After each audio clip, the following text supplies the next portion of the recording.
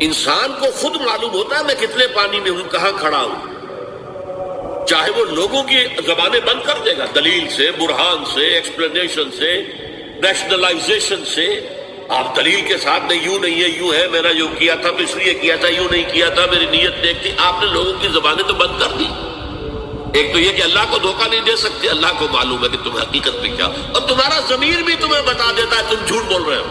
اللہ تعالیٰ نے قرآن مجید میں قسم کھائی، لا اقسم بیوم القیامہ ولا اقسم بالنفس اللوامہ. یہ جو اندر سے ملامت ہوتی ہے انسان کو، دیکھو تم غلط کر رہے ہو، تم ظلم کر رہے ہو، تمہیں نہیں کرنا چاہیے.